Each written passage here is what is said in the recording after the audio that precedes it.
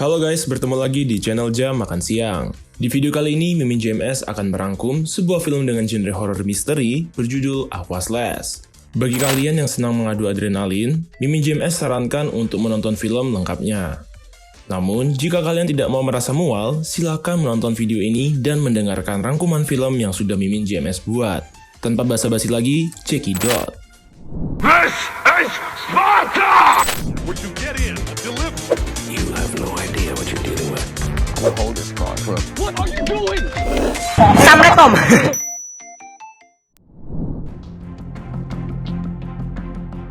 Di awal film, kita akan diperlihatkan dengan seorang wanita dan pria yang sedang berpacaran di area waterpark. Dari obrolannya diketahui bahwa mereka ini adalah penjaga waterpark di sini.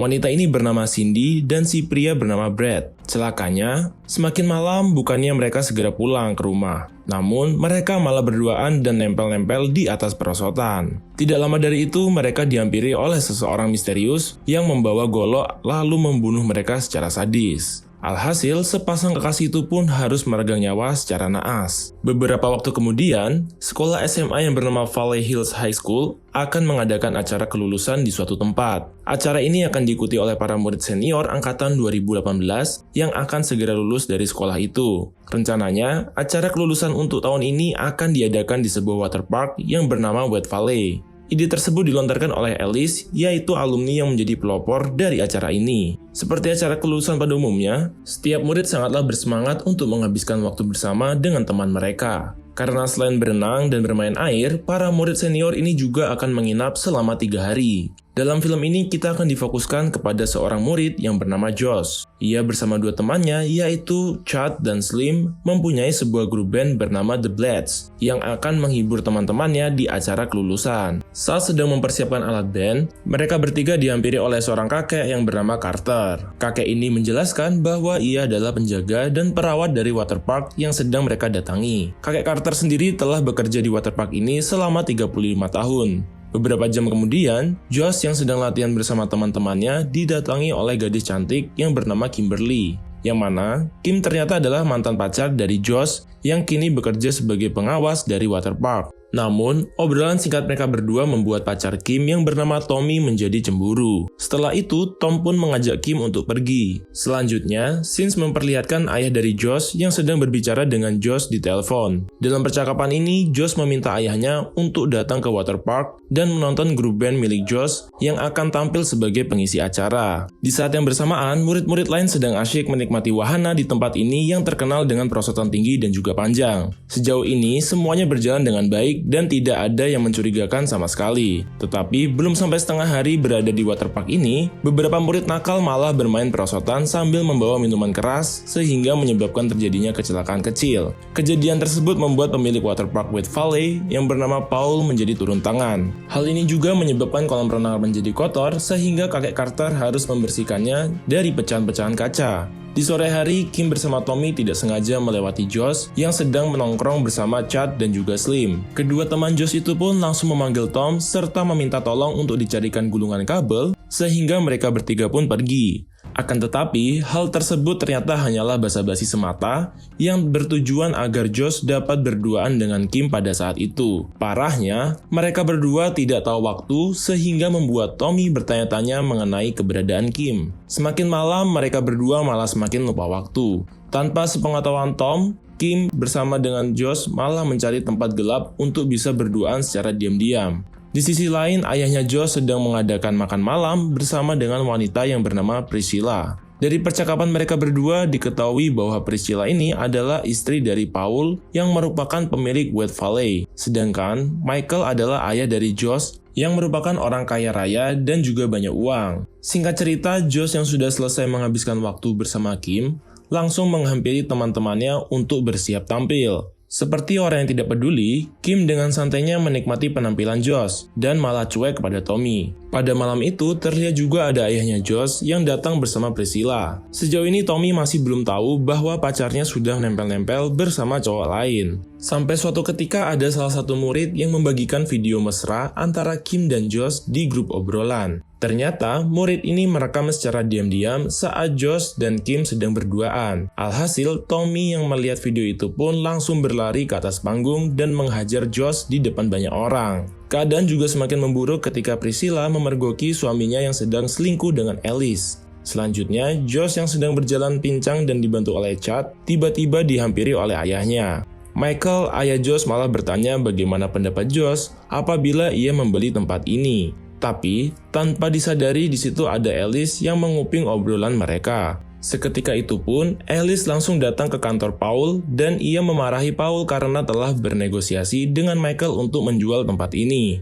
Namun, Paul berkata bahwa ia tidak mungkin akan menjual tempat ini karena hanya inilah satu-satunya sumber pendapatannya. Beberapa jam setelah itu, murid-murid sudah beristirahat dan tidak ada seorang pun yang berada di luar. Tapi, ada satu orang yang sengaja menjebol salah satu perosotan dan menaruh 2 besi tajam di dalamnya. Tidak sampai di situ, pada esok harinya Michael yang sedang berkeliling untuk meninjau lokasi diikuti oleh seorang misterius yang kemudian menembak kaki Michael. Michael juga dipaksa untuk masuk ke dalam gudang, yang mana di dalam gudang tersebut terdapat mayat dari Cindy dan juga Brad. Kedua orang ini adalah 2 orang penjaga waterpark yang ditampilkan di awal film.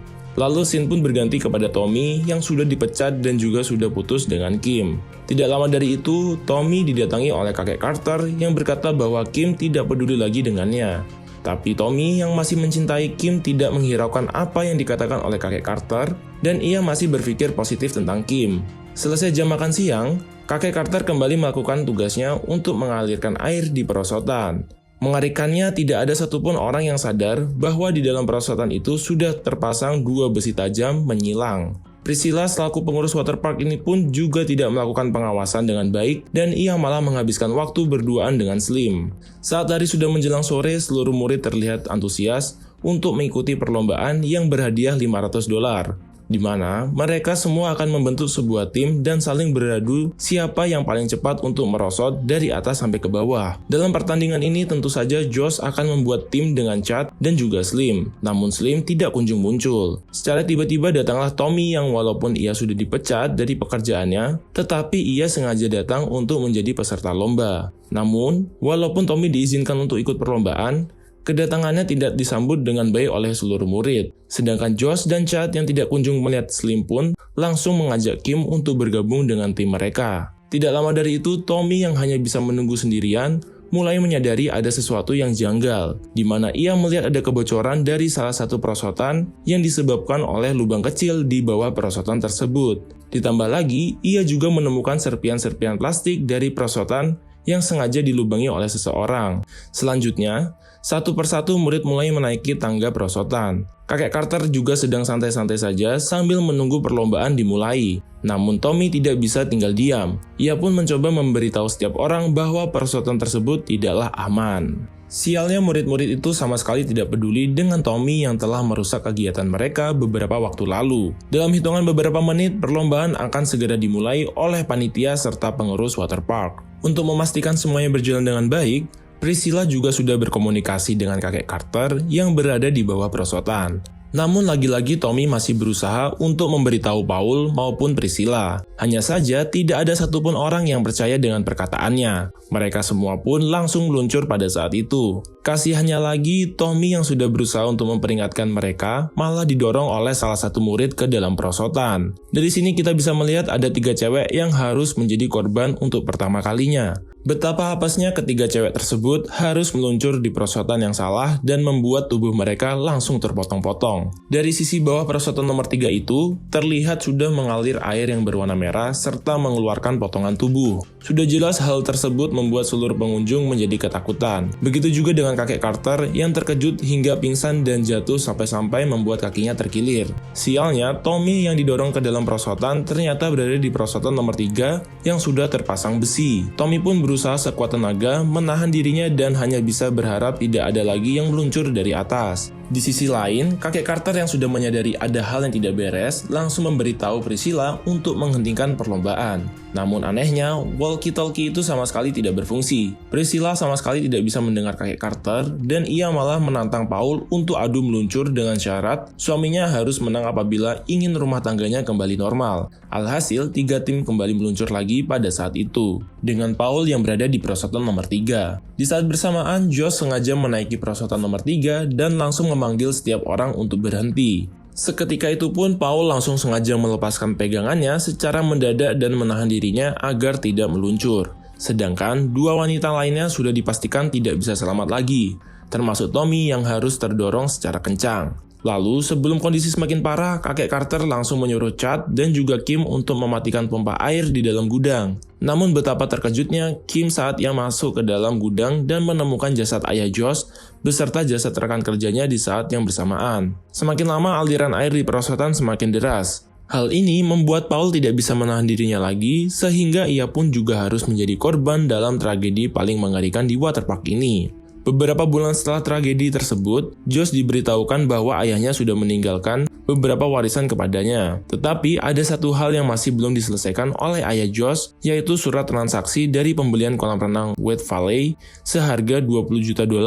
Alhasil kematian Paul dalam insiden tersebut membuat Priscilla menjadi satu-satunya orang yang menerima uang itu. Film ini pun diakhiri dengan senyuman manis dari Priscilla yang menunjukkan ekspresi tanpa beban.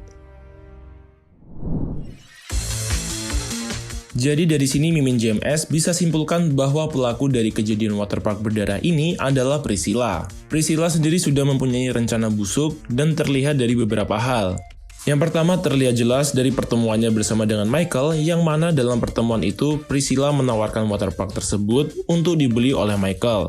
Karena ia tahu persis dalam angkatan 2018 ini terdapat seorang murid yang mempunyai seorang ayah yang kaya raya.